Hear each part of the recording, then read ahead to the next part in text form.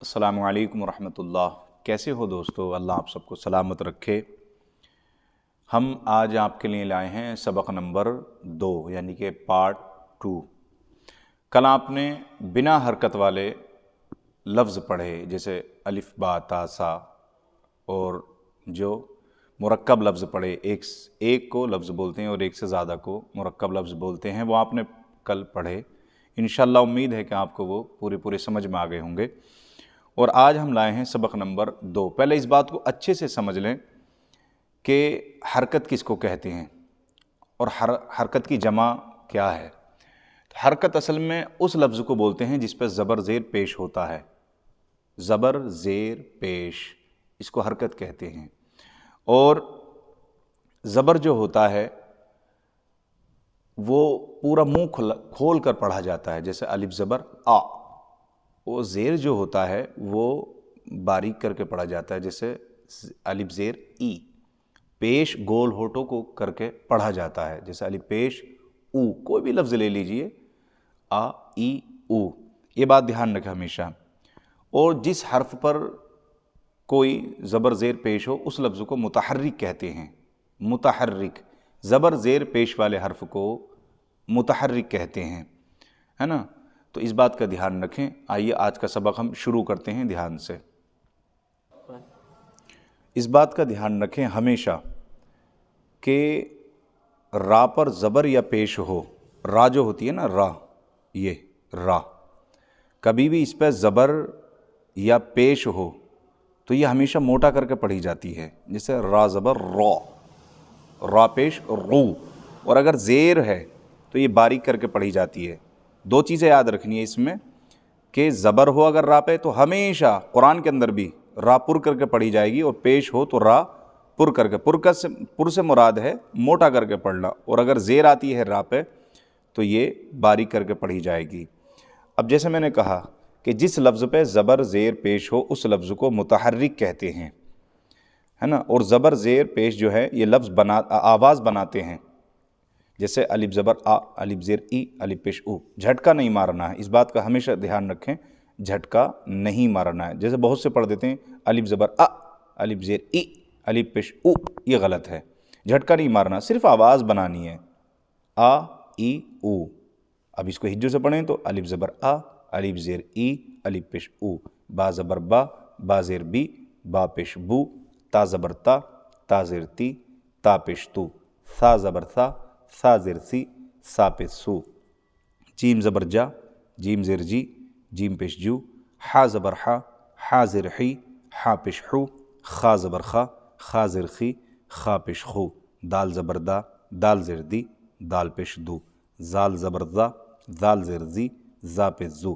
میرے پڑھنے کے ساتھ ساتھ مخرج پہ بھی دھیان دیں کہ میں کون سے لفظ کو کس طریقے سے ادا کر رہا ہوں، کس طریقے سے پڑھ رہا ہوں، اس کی آواز میری زبان سے کیسی نکل رہی ہے، اس کی آپ ریہرسل کریں، پریکٹس کریں اچھے سے۔ را زبر را، را زیر ری، را پیش رو۔ زا زبر زا، زا زیر زی، زا پیش زو۔ سین زبر سا، سین زیر سی، سین پیش سو۔ شین زبر شا، شین زیر شی، شین پیش شو۔ سواز زبر سوا، سواز زیر سی، سواد پیش سو۔ دواز زبر دوا، دواز زیر ضی، دواد پیش دو۔ طوی زبر طا، طوی زیر طی، طوی پیش تو۔ زا زبر زا، زا زیر زی، زا پیش زو۔ عین زبر عا، عین زیر عی، عین پیش عو۔ غین زبر غا، غین زیر غی، غین پیش غو۔ فے زبر فا، فا زیر فی، فا پیش فو۔ قاف زبر قا، قاف زیر قی، قاف پیش قو۔ کاف زبر کا، کاف زیر کی، کاف پیش کو۔ لام زبر لا، لام زیر لی، لام پیش لو۔ میم زبر ما، میم زیر می، میم پیش مو۔ نون زبر نا، نون زیر نی، نون پیش نو۔ واو زبر وا، واو زیر وی، واو پیش وو۔ ہا زبر ہا، ہا زیر ہی، ہا پیش ہو۔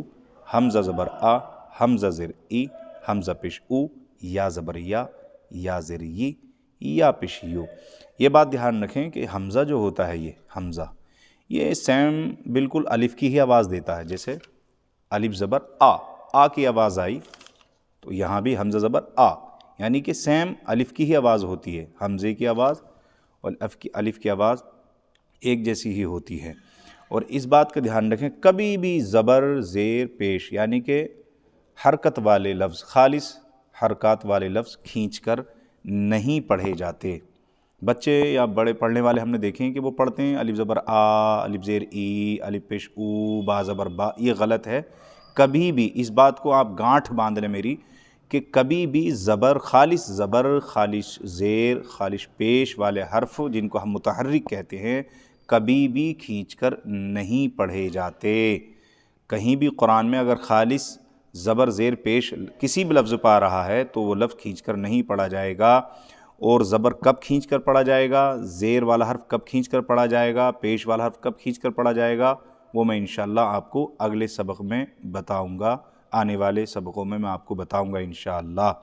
آپ سے درخواست ہے کہ جن حضرات نے ابھی تک ہمارے چینل کو سبسکرائب نہیں کیا ہے اور تعلیم کی یہ قرآن سیکھنے کی کلاس جوائن نہیں کی ہے تو وہ جلد از جلد کریں، اپنے دوستوں اپنے گھر والوں کو بھی کرائیں تاکہ وہ صحیح مخرج کے ساتھ قرآن پڑھنا سیکھ لیں۔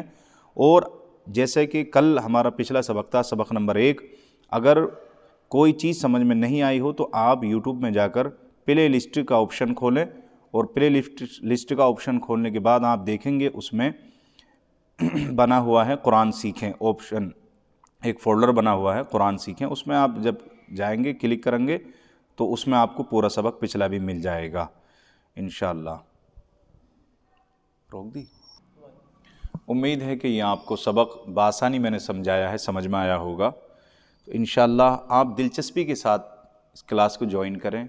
اور یہ دیکھیے، میں یہ سمجھتا ہوں کہ ہم اور آپ کی خوش نصیبی ہے کہ رب قدیر نے ہمیں اور آپ کو قرآن پڑھانے کی توفیق بخشی ہے، قرآن سیکھنے سکھانے کی توفیق بخشی ہے۔ تو یہ ہمارا پہلا فریضہ ہے کہ ہم خود بھی قرآن صحیح پڑھنا سیکھیں اور اپنے گھر والوں کو بھی سکھائیں، اپنے بچوں کو بھی سکھائیں۔ اور آپ مدنی قاعدہ لے لیں، یہ والا مدنی قاعدہ یہ آتا ہے، یہ ملٹی کلر میں بھی آتا ہے اور بلیک اینڈ وائٹ میں بھی آتا ہے، کوئی سا بھی آپ لے سکتے ہیں، لیکن میں مدنی قاعدے سے پڑھا رہا ہوں آپ کو، تو آپ کے لیے آسانی ہوگی کہ آپ مدنی قاعدہ لے لیں، جو میں سبق سمجھاؤں گا آپ کو تو وہ آپ کو سمجھنے میں آسانی ہوگی انشاءاللہ۔ تو آپ سے درخواست ہے کہ مجھ گناہگار کے لیے دعا کریں، اور اللہ تبارک و تعالیٰ کی بارگاہ میں دعا ہے کہ اللہ ہم سب کے علم و عمل میں عمر میں برکتیں عطا فرمائے۔ السلام علیکم ورحمۃ اللہ۔